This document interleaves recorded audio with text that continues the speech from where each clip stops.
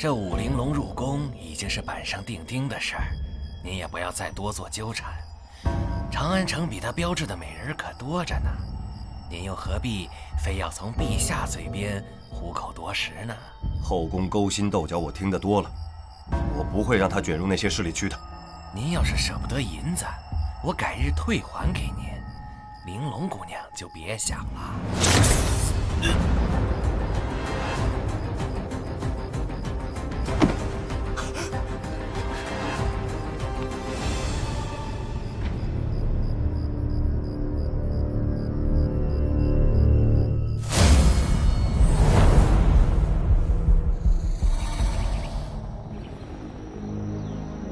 不知陛下急召微臣，所谓何事？起来说话。谢陛下。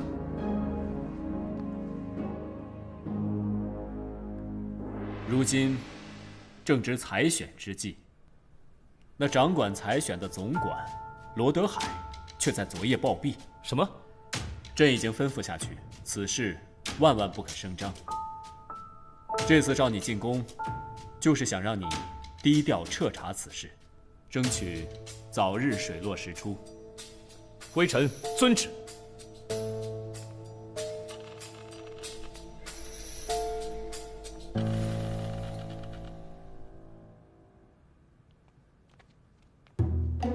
哎，老大，这衣裳挺适合你啊，不是吗？闭嘴吧！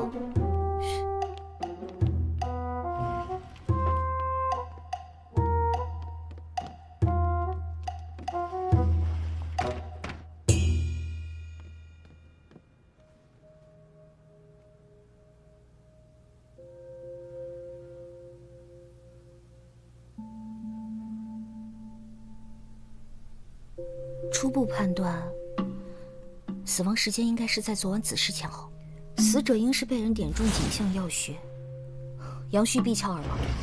什么人？哎，官人饶命！官人饶命啊！你什么人？奴才只是内务府的一个小太监。我问你，这罗总管的死，你知道些什么？奴才昨夜从此路过，见这屋灯亮着，就张望了一眼，看见罗总管跟兵部文侍郎一起进了屋。兵部侍郎，他们两人平日经常来往吗？这个奴才不太清楚啊。等等，死者内衣好像有夹层。什么？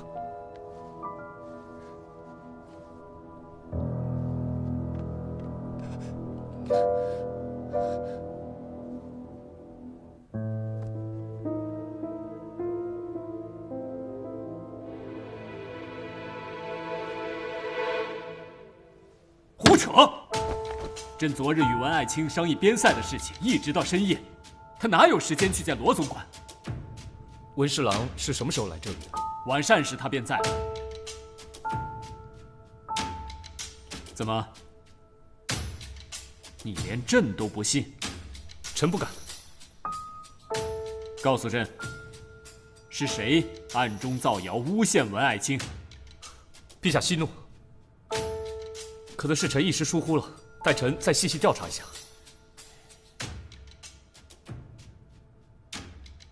下次再用这等无中生有的说辞来糊弄朕，朕拿你是问。是。微臣遵旨。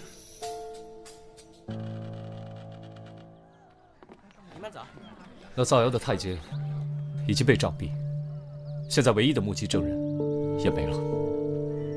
小太监出现的时间太巧了，有可能受人指使，故意透露这个假消息。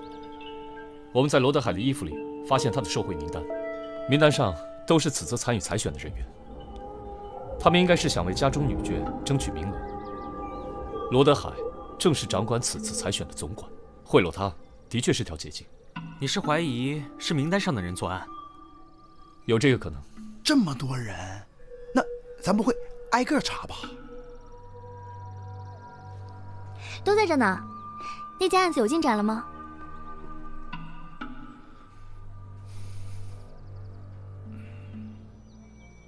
子硕，你进宫的事情怎么样了？暂时搁置了。这次参与采选的姑娘全被退回去了。退回了？是啊。听说罗总管为采选受贿，陛下为了肃清后宫，就把采选取消了。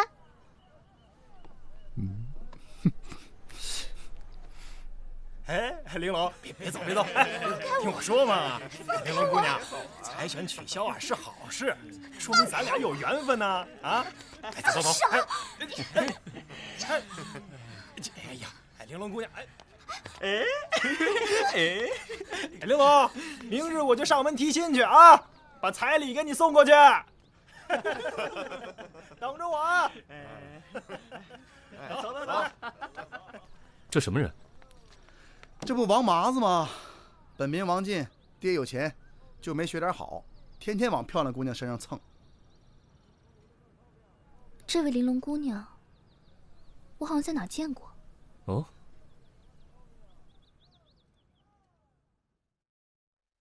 防火防盗，小心火烛。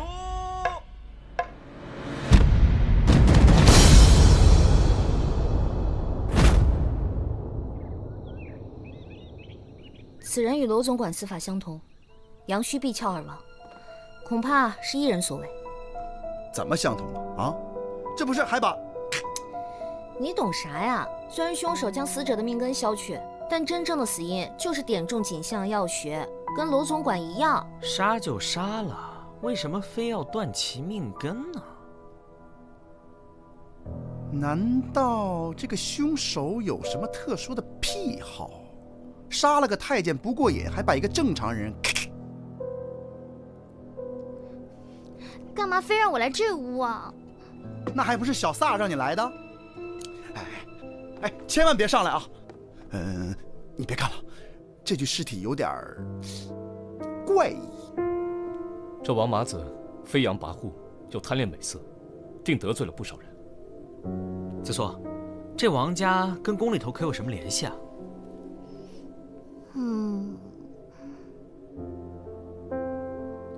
可我怎么也想不通哎，这两个人怎么会有共同的仇家呢？罗总管受贿，王麻子欺压良民，倒也算得上死有余辜。莫非这凶手是想替天行道？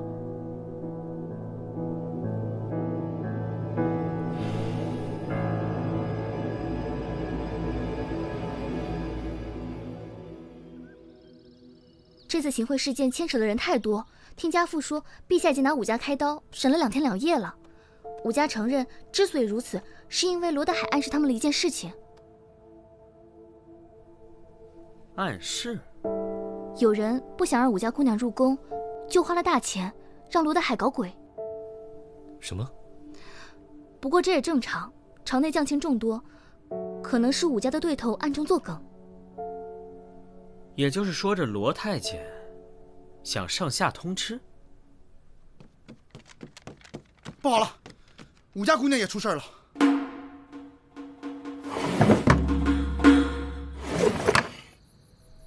初步判断，死亡时间在1个时辰以前。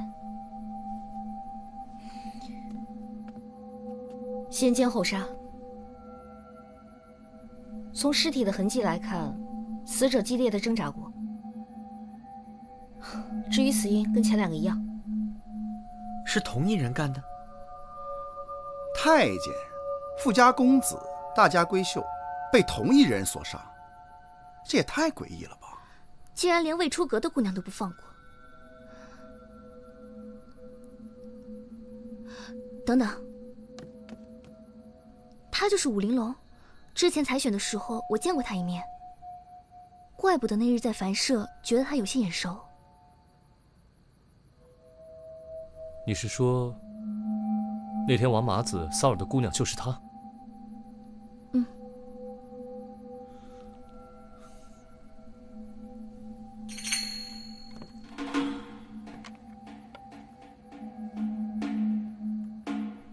这是御赐的酒杯，怎么会出现在这里？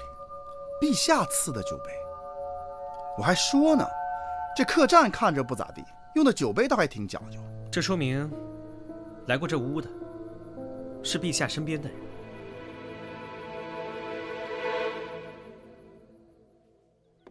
怎么了，小三？你找我？稍等啊。来，小二，这里来壶酒。干嘛？干嘛搞得神神秘秘的？我偷偷到文侍郎府上打听过了，他染了风寒，昨晚早早就睡下了，有仆人作证，但是还有些疑点需要查查。不，你又去干嘛呀？啊，老大因为这件事被陛下臭骂了一顿。我告诉你，你要再瞎折腾，让老大知道，非收拾你。可能？可能什么？不可能，不可能！你说什么？什么可不可能都让你说了吗？笑啥？你说你身手那么好，你为什么不去呢？你疯了吧你？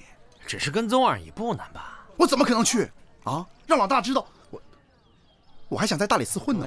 我罩你啊！是你少来，就你真不去？不去？哼！想不想做名侦探？想啊。想不想出人头地？想。想不想把紫苏明媒正娶？想。有账。哎，好嘞，来了。不是。客官慢走啊。遵从你内心的选择。想。那就从让紫苏高看你一眼开始吧。等我。完了，这么简单？我还有必杀技没使呢。而我听说啊，这武家主人可是出了名的趋炎附势，平日里八面玲珑，对谁都配着笑脸。最近好不容易升了官，要说他会得罪人，我可不信。你确定？确定啊！这个武家主人花了大价钱，就是为了把女儿送进宫，这多符合他的性格啊！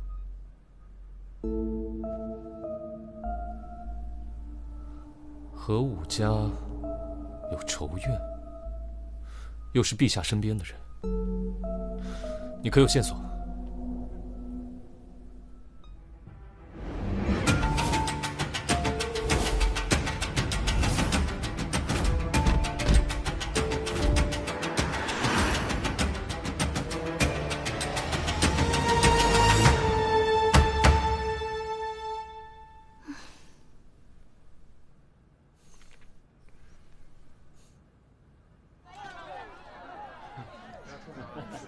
是啊，愿闻笑。谢谢。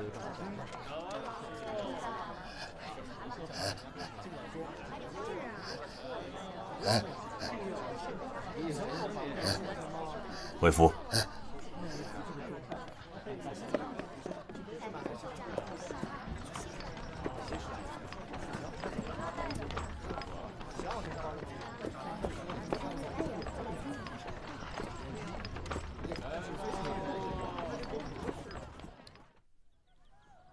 小撒，快！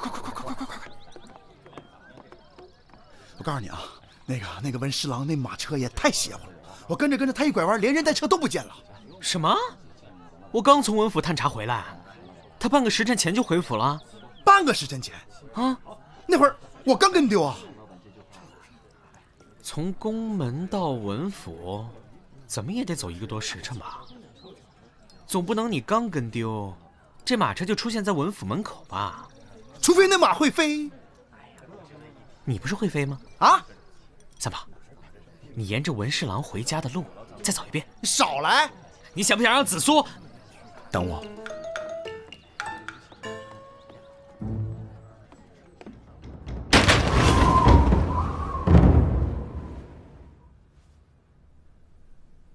半个时辰。三炮，你尽力了吗？你说呢？唉，尽力了。我会在紫苏面前替你美颜的。美颜？既然连你都用了半个时辰，文侍郎在你面前消失，到出现在文府，却只是一瞬间的事儿。可不是啊，马车能有我快吗？之前陛下的证词让我们打消了对文侍郎的怀疑，可是现在所有线索又都指向了他，所以我觉得易容术或同胞兄弟是比较合理的解释了。小三炮，你又要干嘛？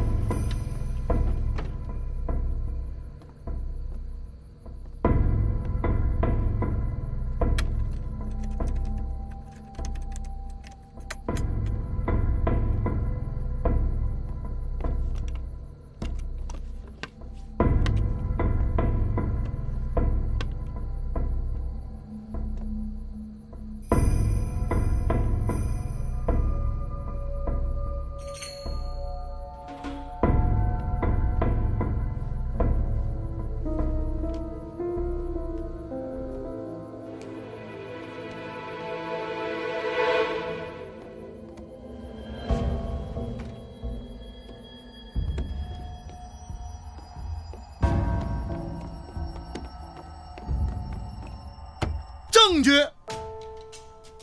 这就是证据。这张脸好像在哪儿见过，记不记得？文侍郎身边的那个，我跟你说过的老仆人。证据也有了，我去报告老大，抓人呢。等等，你把证据偷出来了？啊？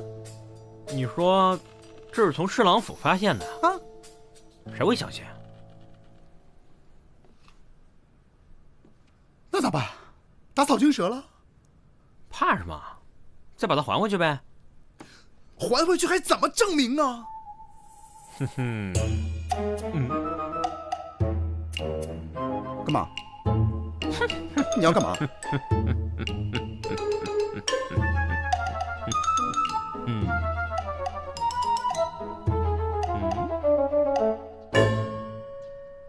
我查到了王家和武家的关系。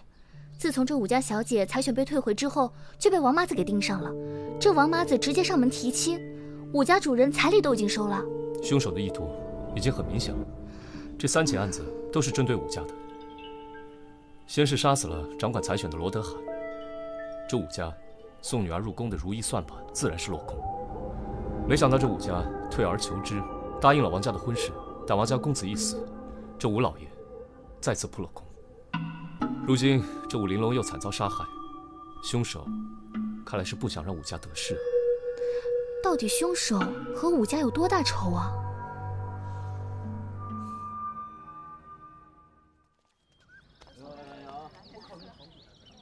小玩意儿。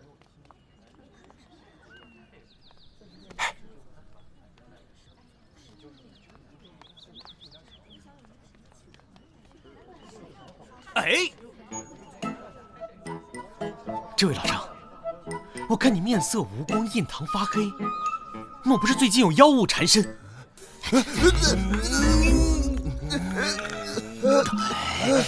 住手！你想干什么？哎，来人呐，抓强盗！你干嘛？竟敢在文侍郎面前动手动脚！关你屁事啊！放肆！喂，我斩！哎，文侍郎，我去抓！你别跑，别跑啊！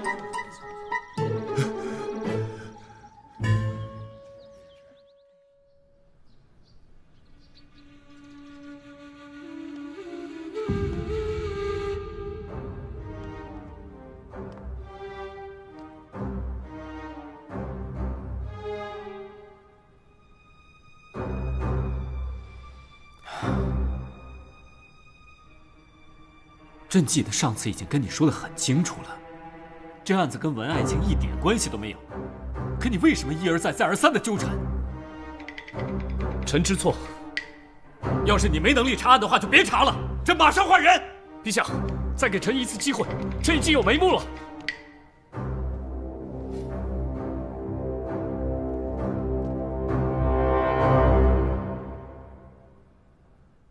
那好，朕再给你3日期限。不过这一次，朕希望你不要辜负朕对你的期望。微臣遵旨。我怎么你？那都是张真脸啊！就一个晚上，假脸就变成真脸了。这要让老大知道，阴天了，乌云盖顶，收衣服去。哦，萨摩多罗，查案岂是儿戏？我说你可以不信，陛下说的你也不信吗？还有你黄三炮，竟然敢背着我跟萨摩胡来，趁早给我滚出大理寺！哎，老大，那文侍郎肯定有问题啊！谁没事在家里藏着编剧啊？王老师又发现了一具无头男尸。啊？哦，死者是名男性，长相有多眉老睑，身材魁梧，应该是个习武之人。不会又是点穴死的？这次啊，还真不是。可以断定尸体虽然头被砍去，却是中毒而亡，也就是说，中毒在先，砍头在后。凶手之所以多此一举，目的只有一个，就是让我们无法辨认死者的身份。李少卿，罗总管的那份名单呢？我都已经查过了，上头没有什么有用的信息。先给我看看行吗？真是麻烦。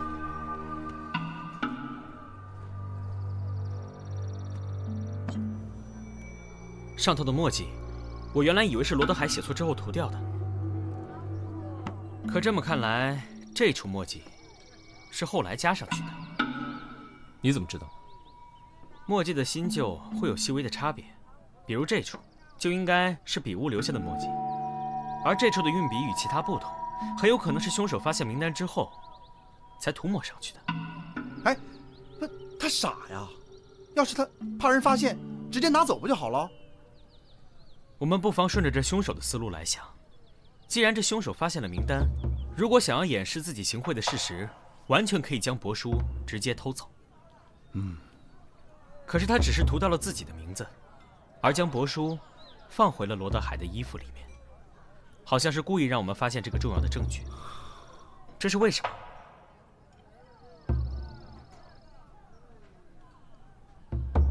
因为我们只要拿到这份名单，必然会查证罗德海受贿一事。三炮啊，采选的姑娘被退回之后，谁成了最大的受益者？谁是最大？哎，不，你问我干啥？就是你呀！什么意思啊？不是那个老大跟你说正事呢，能不能正经点儿？双叶，你认真听点儿。你的意思是这些姑娘原本的追求者，或是爱慕的对象？没错。武家行贿本身就影响极差，这样一来，武家姑娘自然是再无进宫的可能。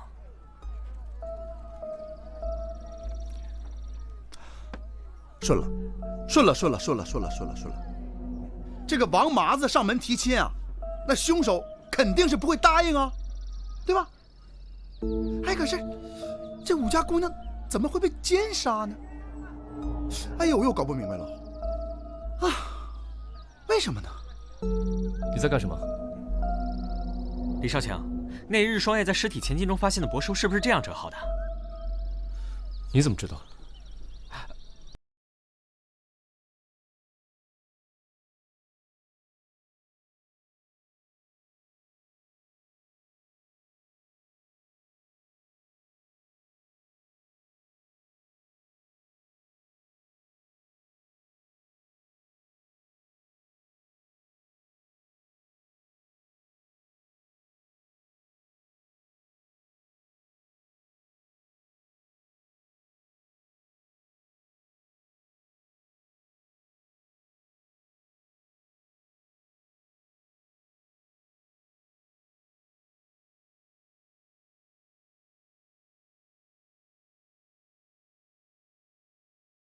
我就是，你以为我喜欢被两边使唤来使唤去？我这不是为了什么？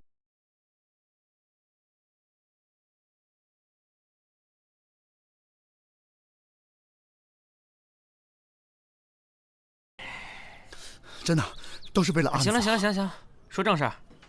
三炮，拿酒。啊。哎，三毛多罗，这是你最后一次使唤我啊？是吗？高看，高。等我。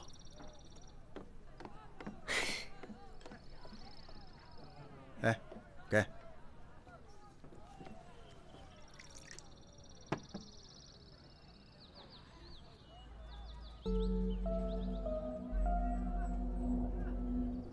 李少卿，我想你的直觉应该早就告诉过你，真正的凶手是谁了。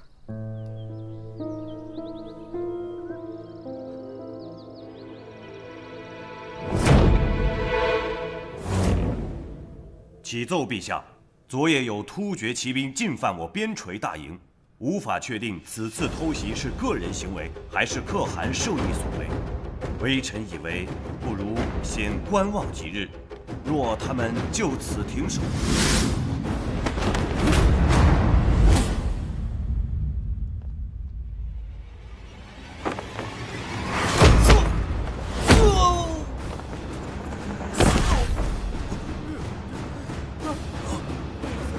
李治，你疯了！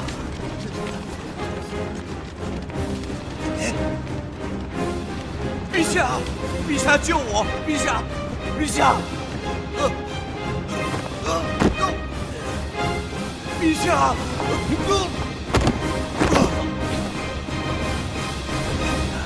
怎么，这点劲都吃不住了？啊！李治，给我住手！臣遵旨。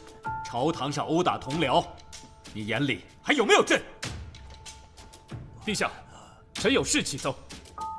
文侍郎乃是武状元出身，今天竟被我打成这副模样，毫无还手之力。陛下，您不觉得有些奇怪吗？回陛下，微臣自从担任侍郎一职，武艺的确有所松懈。近日李少卿突然出手，臣不得其解，但念及此处是皇宫之内，不可冲撞陛下，所以才未还手。哦，如果只是武艺松懈，那不妨让陛下看看你的双手吧。习武之人，掌心处必然会有老茧，为何你这掌心非但不见老茧，反而细嫩的如同文人般？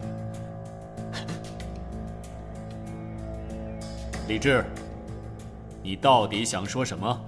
陛下，您面前的文侍郎其实一直是有2个人交替出现的，带兵打仗的是一个，与您谈论朝堂政事的又是另外一个。这是什么意思？这文侍郎有一个双胞胎兄弟，大理寺一直在调查的连环杀人案，皆为此人所为。这是不是真的？陛下，这纯粹是李少卿的臆测啊！不知文某何处得罪了少卿，竟然如此血口喷人。你兄弟与罗总管起争执的时候，偏巧被打惊的小太监看见了。然而与此同时，你却在和陛下谈论政事。那天下早朝，你发现了我们跟踪你，特意绕了路。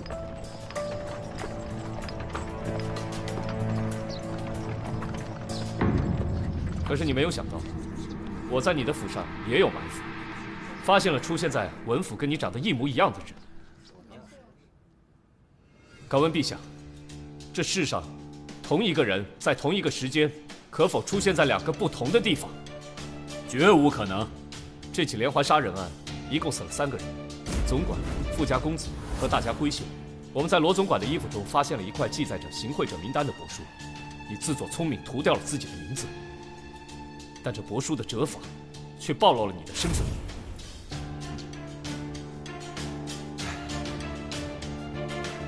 回府。而且，我们还在发现武玲珑尸体的房间中，找到了一套御赐的酒杯。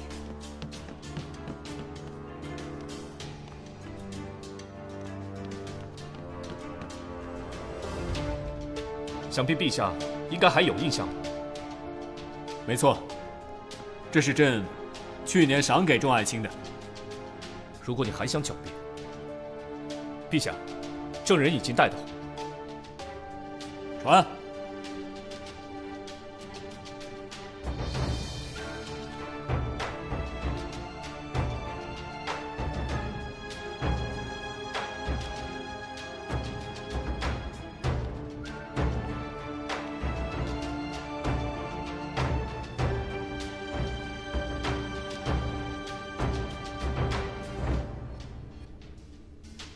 这位老仆跟随文侍郎多年，但即使他知道真相，也不会说出来，因为他是个阴人。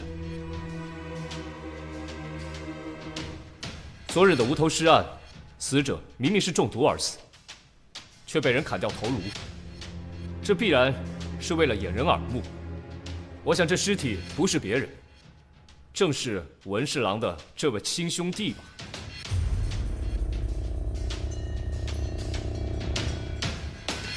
老仆，我说的是否属实？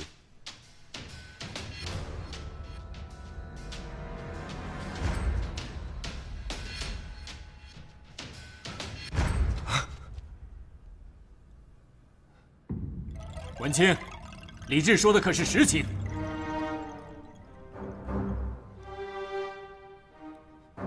抬起头来看着朕，朕要一个答复。陛下，臣犯了欺君大罪，罪该万死。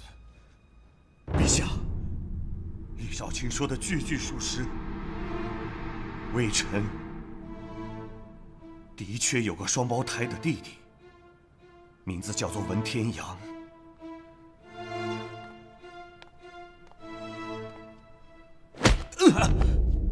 文天泽啊，没想到你这么毒。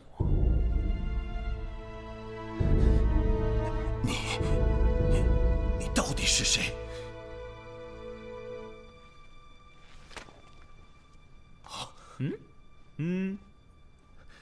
是你。草民萨摩多罗擅自闯入大殿，还请陛下恕罪。萨摩多罗，萨摩多罗，你告诉朕，这到底是怎么回事？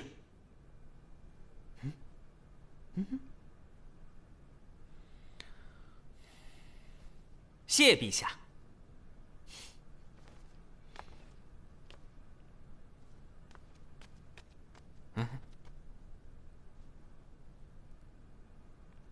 哎呀，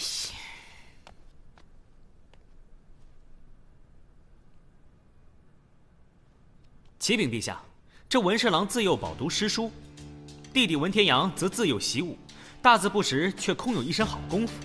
弟弟虽中了武状元，却不懂朝中之事，便由文侍郎每天参加早朝，与陛下讨论政事。由于没打仗，天阳便一直赋闲在家。文侍郎怕被人发现，便帮他易容成老仆的样子。这么多年来，你兄弟让人经营得很好。直到武玲珑的出现，才让兄弟之间第一次出现了隔阂。武玲珑，就是那武家的独生女。正是。罗总管掌管此次采选，文天阳行了贿，想把武玲珑清除采选，没想到武家给的更多。他眼看武玲珑就要入宫，便一怒之下把罗总管杀死。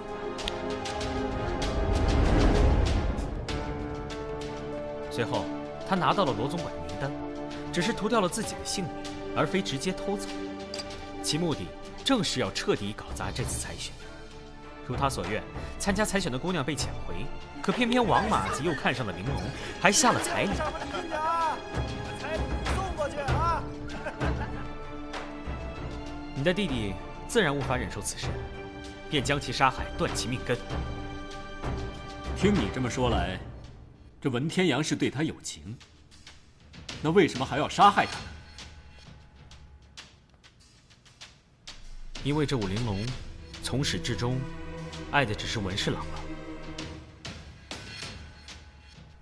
我推测，武玲珑死的那日，应该是天阳假借你的身份前往客栈，武玲珑发现了他的身份，拼死不从，才被他杀死。你知道真相之后怒不可遏，便将文天阳毒死，又怕孪生兄弟的事情败露，才将亲弟弟的头砍下。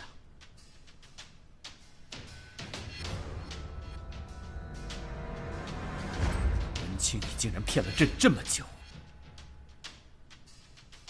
陛下，罗总管不死，玲珑就会进宫；王麻子不死，就会对玲珑强取豪夺。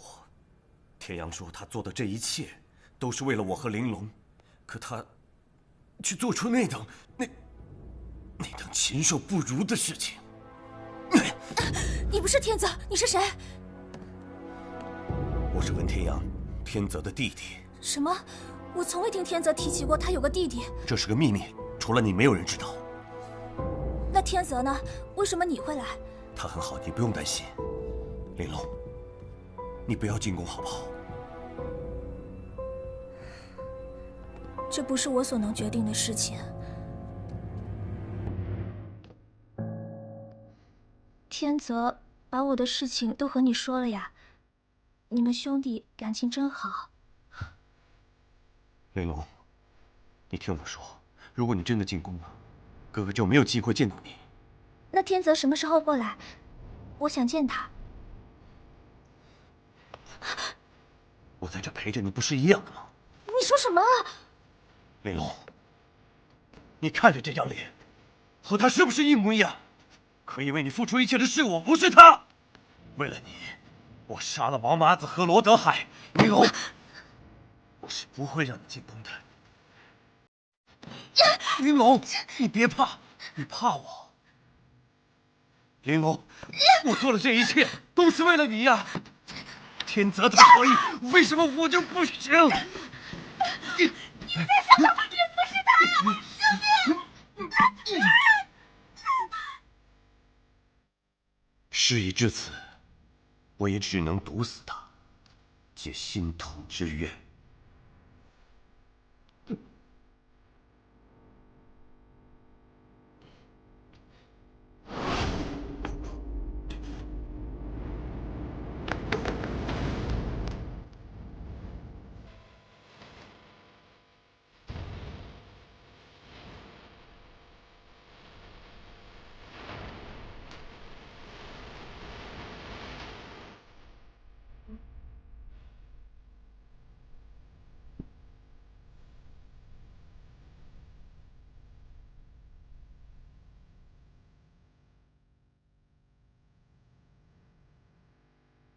臣罪无可恕，唯愿以死谢罪。带下去，即日处斩。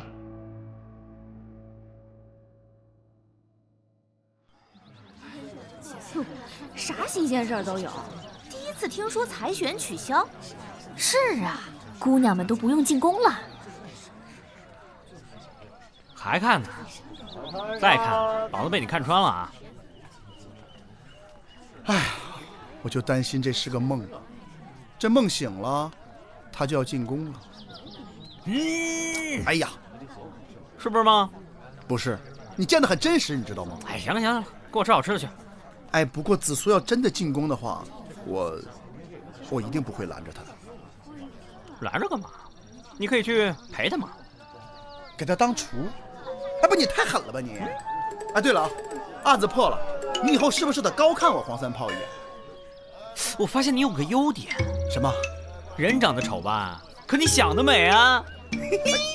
萨摩多罗，别让我抓到你，我打！你来啊！我打！哎，呜！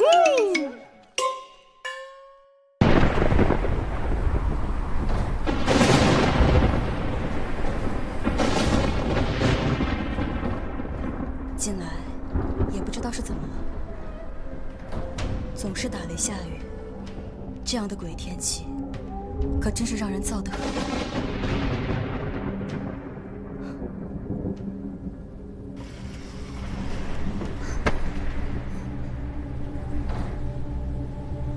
老爷这个时辰肯定还在书房习作，补汤煮好了吗？煮好了，夫人。按照我的吩咐做的吗？是，夫人。煮了3个时辰，菜梗都烂熟了。那就好，去送吧。是。哎，让老爷别太辛苦了。哎。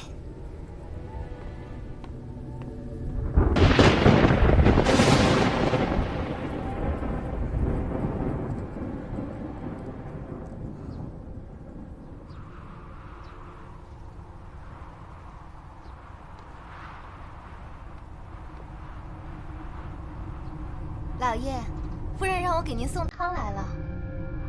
老爷，老爷。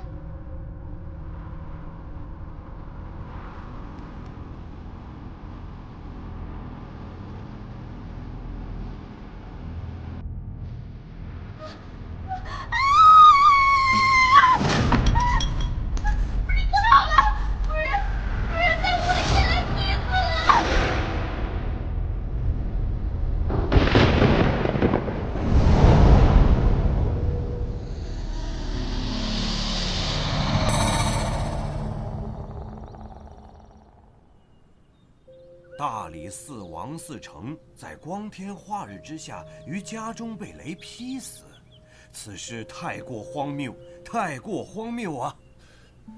莫非这王嗣成贪赃枉法，操了天谴？休得胡言乱语！你有何证据说我大理寺官员贪赃枉法呀？我是没什么证据，可是老天爷看得真切。休得胡说！我为官清廉，就怕遭了天谴。怎么会遭天谴呢？稍安勿躁啊！事关朝廷命官，要是消息传出，朝廷内部定会一片混乱呢。此事万万不得让陛下知晓。是啊。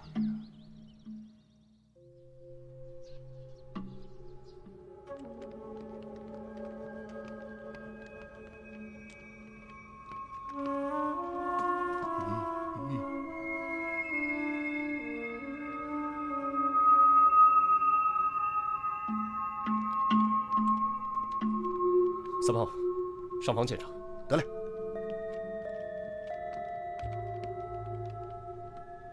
昨夜可有什么异常？府中一向门禁森严，又有专人看守，未见任何异常啊。王嗣成一直在书房中。哎，是。每天晚上主人都在房中习坐。啊，是。可有人进出过？府中昨夜没有客人来访。主人平日里在房中处理公务，总是房门紧闭，听不得半点喧闹。没有吩咐，我们都不敢轻易打扰。是吗？是啊。可是，主人怎么会在房中被雷给劈死？这说不通啊！是啊。老大，避雷的龙头我检查过了，没有任何动过的迹象。双叶，尸体怎么样？除雷击痕迹之外，无明显外伤，也没有发现中毒的迹象。不是，双叶，都烧成这样了，你咋看出来的？如果先中毒再死，尸体就不会呈现这样的状态。哎，你在质疑我？啊不，随口一问。哎，要我看啊，都是他黑心者的祸。要不这雷电长了眼睛，不劈别人，偏偏进房劈他。哎，你小点声，别被夫人听见了。哎呀，不怕，他在房间里还休养着呢。再说了，实话还不让人说，平时就贪赃枉法，收那么多贿赂，能不得报应吗？哎，别说了。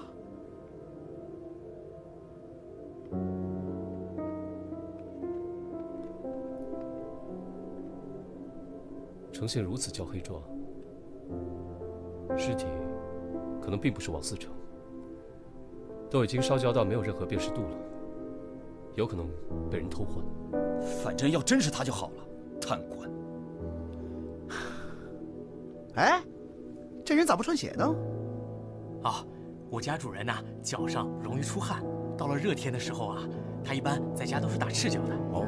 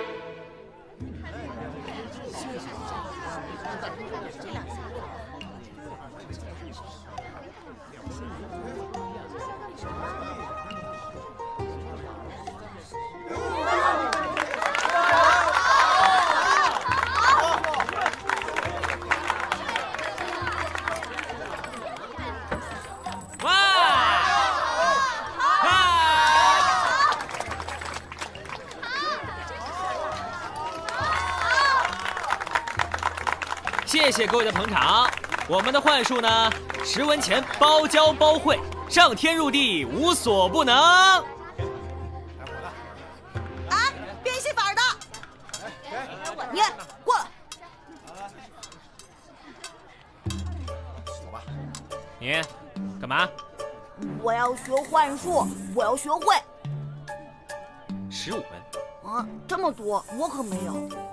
我告诉你啊，你要学会幻术啊，今晚吃饭1个鸡腿变3个。我钱不够，我回去给我娘讨点。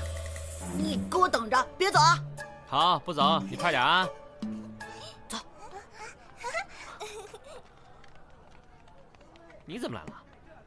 王嗣成前夜被雷劈死，烧成黑炭，你可知道？我们老大让你去看看。 不去，老大准备了香茅烤春鸡，吃不吃随你哦。烤鸡，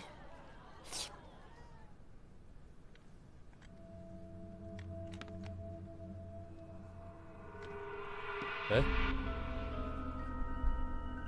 萨摩，王嗣成的尸体是在哪里发现的？就在你脚边啊。这儿。嗯。 屋脊上的龙头3炮已经检查过了，没有问题。不在房上，蹊跷就在房中。平常人家，房上往往设有龙头引雷，龙蛇伸向天空，蛇根连接引线直通地下。我刚看过引线了，在房内的一节竟然被截断了。什么？并且这引线被截断后。 被人接上了一根细铜丝，一直通到这桌下，隐蔽地绕在桌腿上。可是，这是个木桌，难道还能把人电死不成？巧就巧在，这不是普通的木桌。你们看，这木桌上镶嵌有雕花的铜条，只要将铜丝接到这铜条上，房梁上的雷电就会直接引到房间里。更巧的是，你们刚说，王嗣成平日在房间里。 都不喜欢穿鞋吧？看来，凶手对王嗣成的习性了如指掌。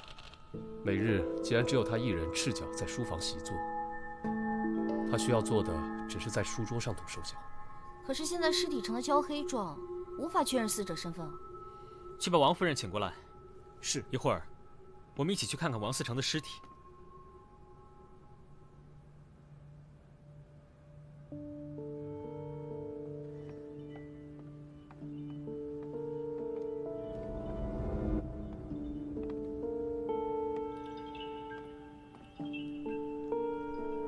萨摩，要问夫人什么，赶紧问吧。夫人，请看这尸体的牙齿。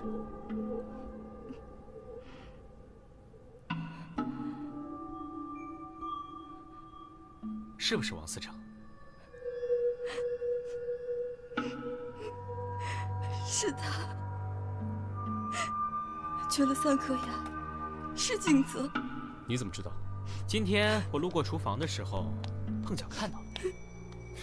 哎，我为了办案看的。我今天去厨房，看到了下人给王嗣成煮的汤，把芹菜煮烂到那个程度，说明王嗣成一定是哑口王。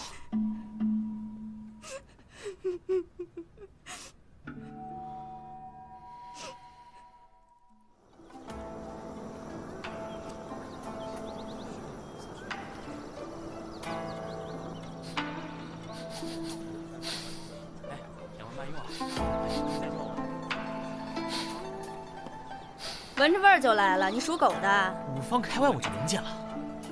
我要是偷着吃点东西还不行吗？当然不行了，这是哪里的美味啊？我怎么从未闻过？一个住店客人带来的怪鱼，说是在山坡上捡的。怪，萨摩已是大法第34条，样怪则鲜美。待我助他一臂之力。萨摩，萨摩，出事了，出事了，赶紧跟我走！我……哎呦，急什么呀？天大的事也要等我的鱼汤开锅了再走啊！赶紧跟我走啊！我要喝汤！快跟我走！要喝汤！跟我走！喝汤！快走！汤！走啊！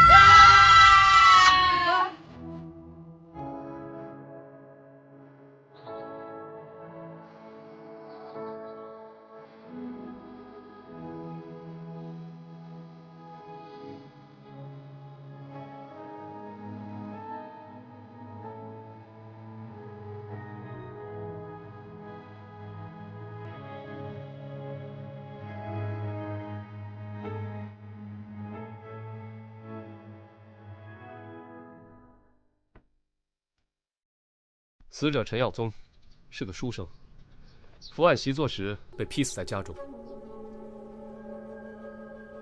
哎，这尸体可真有造型感。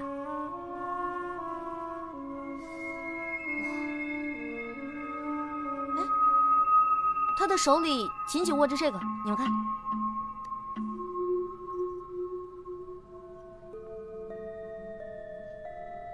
你知道这是什么吗？这书生在平康坊有一位私交甚好的小燕姑娘，这东西可能是他给的定情之物吧。来人，在，去把小燕姑娘找来。是。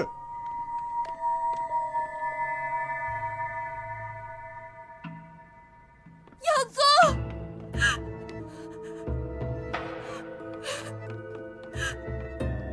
耀宗，耀宗，为什么这么狠心离开我？为什么？我问你，知道这是什么吗？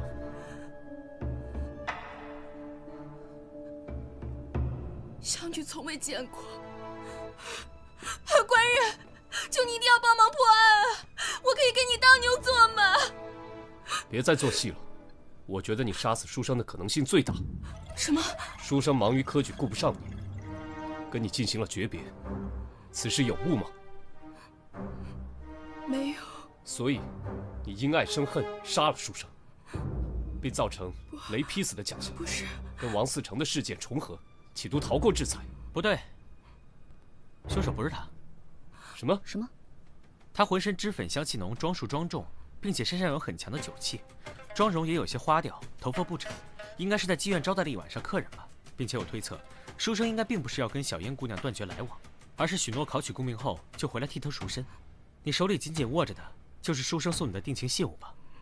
小燕姑娘，我说的对吗？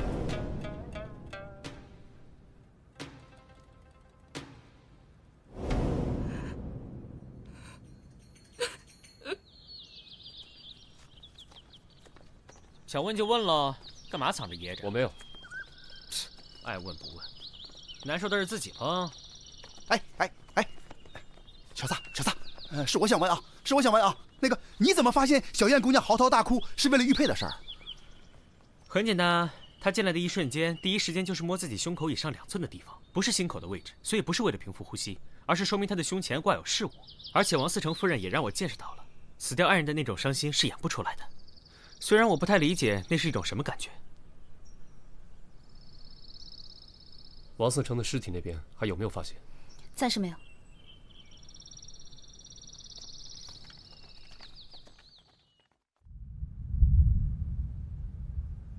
来，用力来！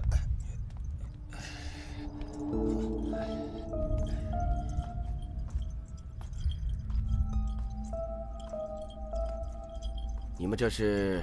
啊，朝廷下令，防火防雷。用这个？嗯。找一块4寸的鱼尾形状的铜瓦放置在屋顶上，就可以避免雷电引发的天火。你们这个不行的，不行的。东起泰山雷，南起衡山雷，西起华山雷，北起衡山雷，中起嵩山雷，五雷速发。以情势情，征服高蒙，水天二气混一成真。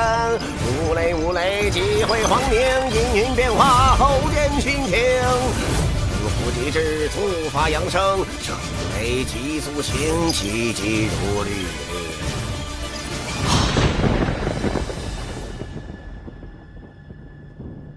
老大，喝茶。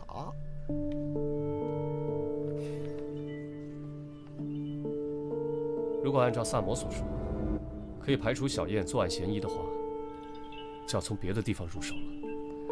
大理寺丞、书生，这2个案子，这2起雷击事件发生的时间相近，案情相似，想必必定有联系。子苏，你回想一下。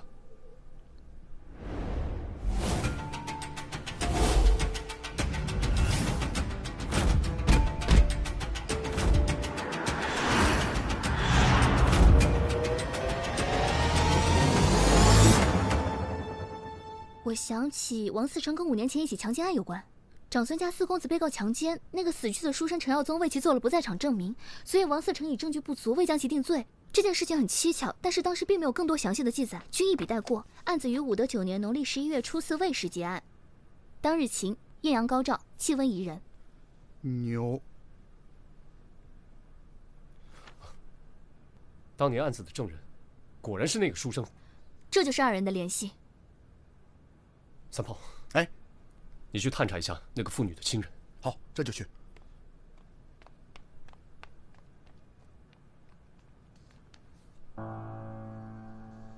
我打听到了，那件事情发生以后，那妇人的丈夫一直在长安城以卖鱼为生，他的家就在这里。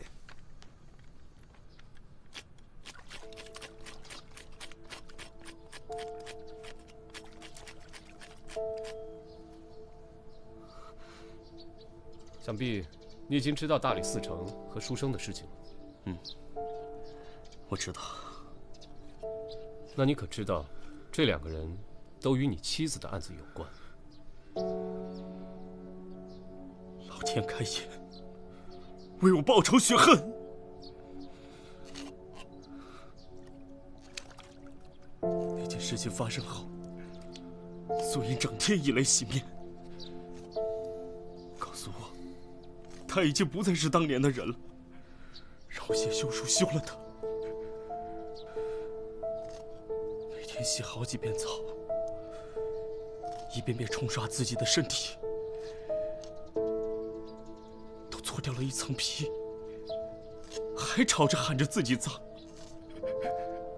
有一天，我从鱼市上回来，素英她就上吊而죽어，身上的皮还都是烂的。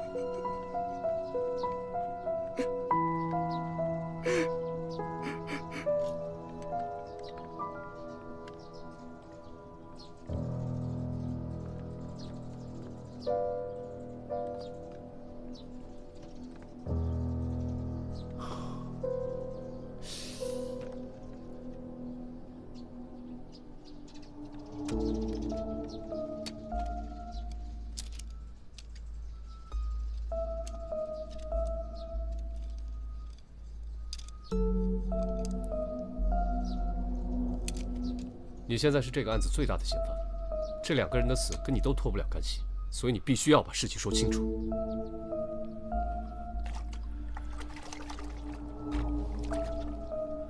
如果有可能，我真想亲手杀死那2个畜生。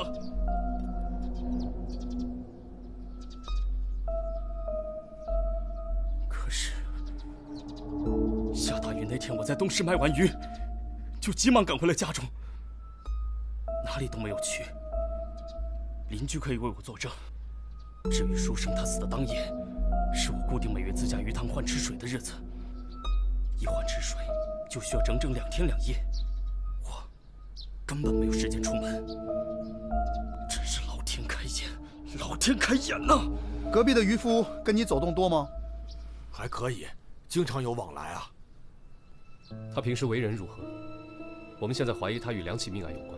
啊，不可能吧？绝对不可能！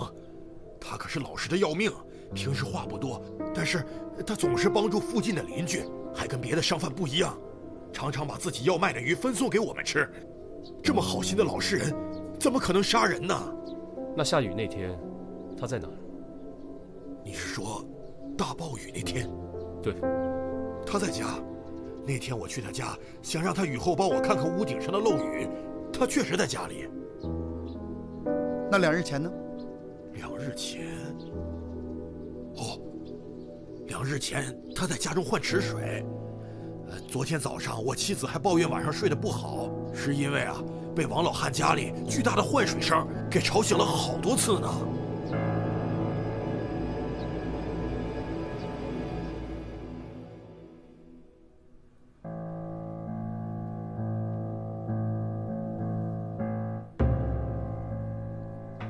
有什么进展？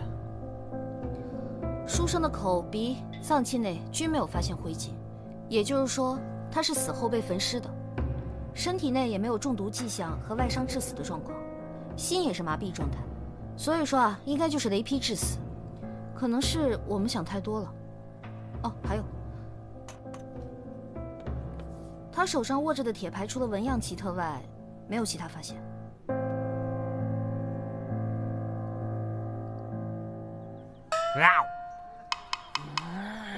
慢点吃啊，别噎着。世间没有会伤害我的食物。客官，里面请，里面请，不三不四招呼客人，快点快点。请。上面还有厢房啊。哇，我怎么从来没吃过这么好吃的鱼啊？这什么鱼啊？哪来的？最近的鱼市在卖很多奇怪的鱼，只要是我没见过的，我都会买来尝一尝。四娘，我发现你的手艺有进步哎。吃完赶紧朝案去，老娘等着收尾款呢。我差点忘了。你看这个。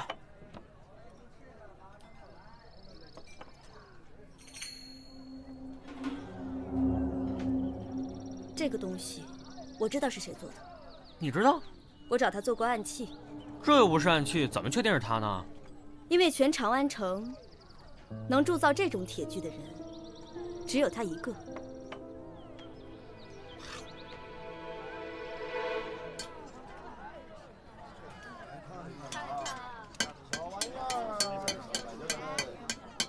小哥，啊，你看看，你认得这个吗？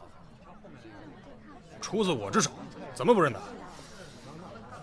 那你可还记得你把这个铁牌卖给了谁吗？这种专门定制的铁牌，我只做了2个，都卖给了一个从吐蕃来的巫师。谢谢啊。好，都卖给了从吐蕃来的巫师。我也听坊间百姓说过，这个巫师通晓雷电之术，还知道大家如何安装避雷装置。要利用这一点和巫术来杀死大理寺丞和书生，都再容易不过。没错，吐蕃向来和我大唐战火不息，近来局势更是紧张。也许巫师正为该国派来的杀手，先灭大唐官员和才子，然后灭国。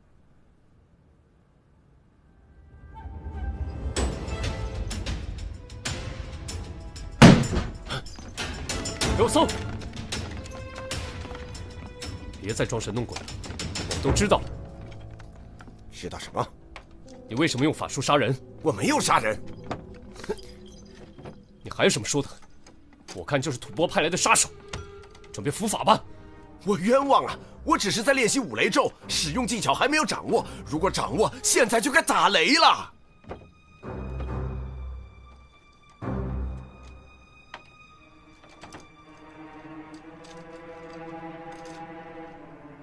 还敢狡辩！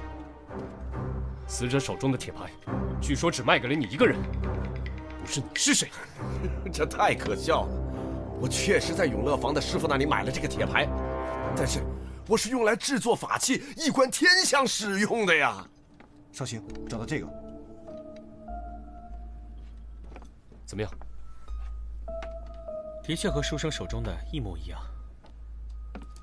搜到新衣物。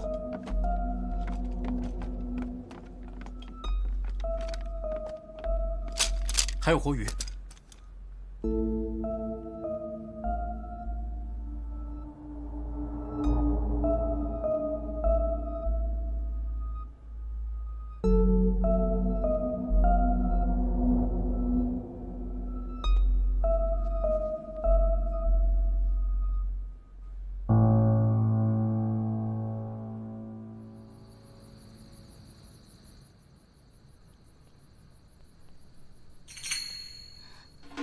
你看这，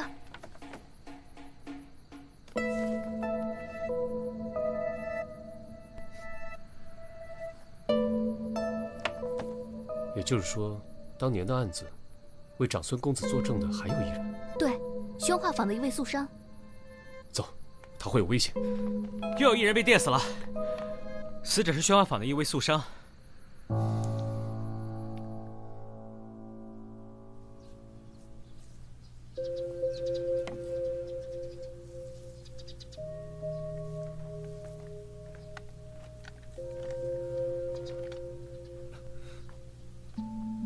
你们怎么又来了？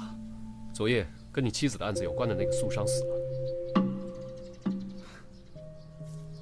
看来我烧的香真的一炷都没白费，苍天助我。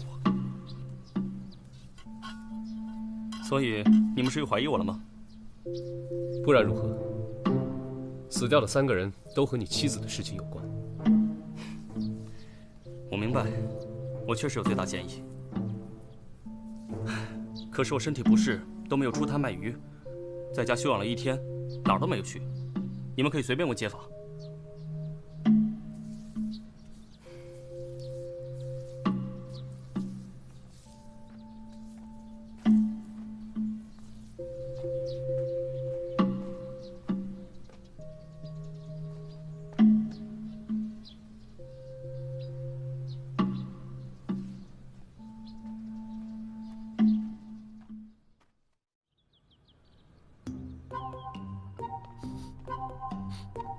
来，老大，喝鱼汤。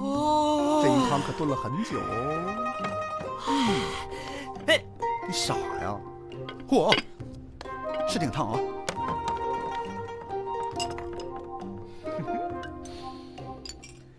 来，来，哎，鲜，哦，刚才我听说呀。这鱼市上啊，最近出现了很多怪鱼，虽然味道一个比一个鲜美，但捕捞起来啊有点费劲。说坝河边有个渔夫收网的时候被累着了，浑身抽搐，直直的倒在水里，当场毙命。喂，三毛，我想知道你的铁牌是不是曾经丢失过？你怎么知道？你还记不记得什么时候丢的？上次给巫师做铁牌时，刚做好2个就发现不见了。上次我来问你的时候，你怎么没说啊？我以为是小孩淘气给搞丢了，没放在心上，就再做了2个给巫师。这有什么问题吗？啊，没事。申星龙，啊，大人，我是长孙家的下人，我家公子失踪了，夫人在家中一病不起，派我来告诉你们。天哪，他不会已经死了吧？肯定是死喽，不然怎么会平白无故消失呢？我明白了，你们跟我来。去哪儿？去拯救公子。他还没死吗？还没死，快，再晚来不及了。我可不去啊！你为什么不去？我不理解为什么要救长孙公子啊？他难道不是最应该死的吗？我们都不要去救他，等他被杀死吧。滔天罪行也应该用律法，也只能用律法来解决。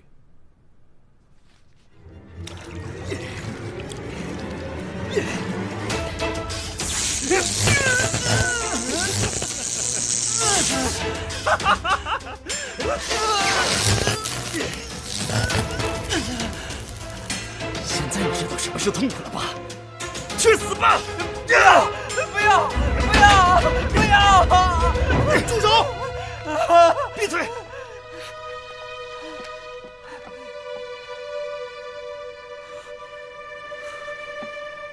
我认为我已经做好了一切，你们到底是怎么发现的？为了给亡妻复仇，你的确费尽心思。即便如此，你的作案手法还是漏洞百出。三炮告诉我，最近有渔夫因捕到怪鱼被累死，那是谣传。我在鱼市了解到的事实是，一位渔夫捕捉到了一种名叫电鲶的鱼，他不幸被电鲶电击而死，而这种电鲶正好满足了你复仇的需求。三炮在你的家里发现了吐蕃的法术竹简，说明你与吐蕃巫师有来往。我们搜查了巫师的住所，他的衣物都破烂不堪，鞋底也快被磨破，可见生活定十分窘迫。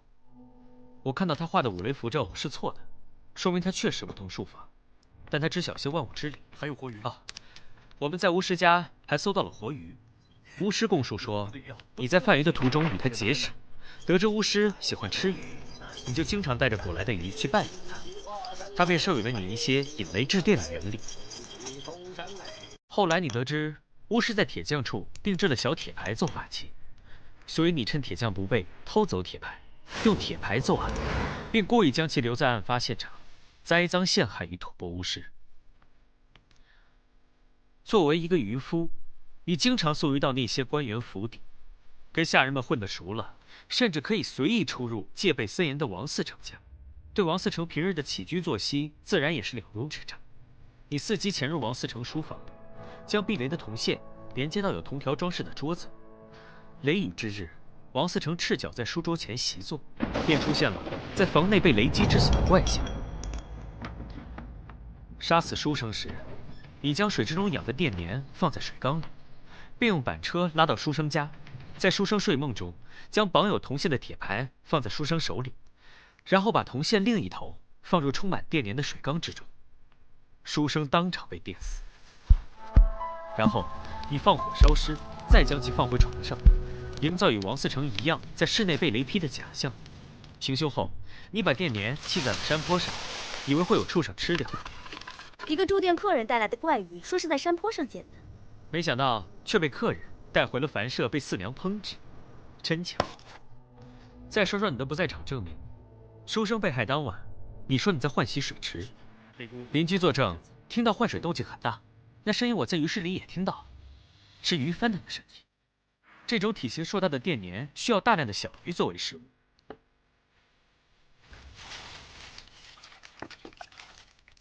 你将电粘吃剩的小鱼分给了邻居，邻居还以为你是个好心邻。你杀掉了王思成和书生之后，我们找到了，你觉得事情快要败露，所以将素商杀死。从现场的痕迹和验尸结果推断，你杀死素商时异常仓促，手握木棍或木板，将其头按在了装有电粘的水缸中，电死、烧焦。我在案发现场发现了大量的血迹。你说你当天生病没出门，可是为什么你的鞋子却全是泥巴？院子里装鱼的板车也是湿漉漉的，你有什么要反驳的吗？哼，我佩服你。不过，我的报复计划也快要完成了。没错，就是我杀掉他们。可他们都该死，都该死！那个软弱的书生，目击了素英被这个混蛋强暴。但是却位于强权，而做了假证。苏生当时在旁边戏谑嘲弄我妻子。王思成收了这个人的贿赂，而把案子压了下来。这些人都应该受到雷公的制裁。那个死去的渔夫，是我一起打鱼的朋友，就是死于电粘击中。于是，我就萌生了这种方法复仇。现在就差最后一步了。我现在就要亲手杀死这个畜生！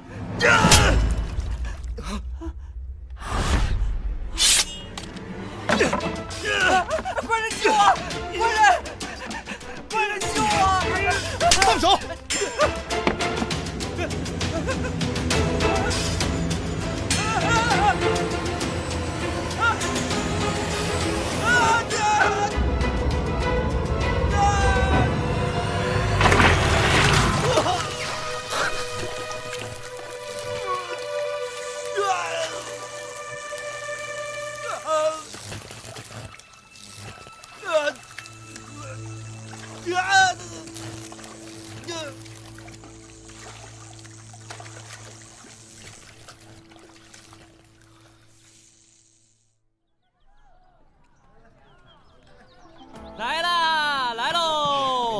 久等了，久等了！哦，来！哎，我告诉你们说啊，以后呢，你们再也不能说我萨摩多罗只认钱不认朋友了啊！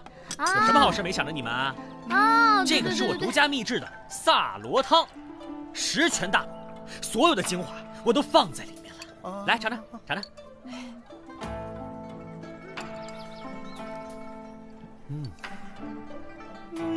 不错哦，真好喝。不过这渔夫虽然杀了人，从某种意义上来说，也算是替天行道了。总结得对，耶！那从某种意义上来说，咱们也算是替天行道了呀。什么意思啊？鱼汤，鱼汤挺好喝的。对啊，还行。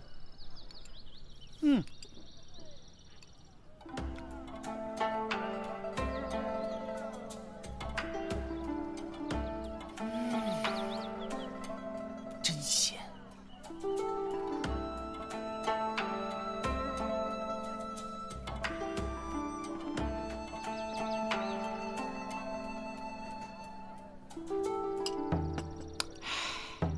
说不定啊，渔夫就在你们3个的肚子里呢。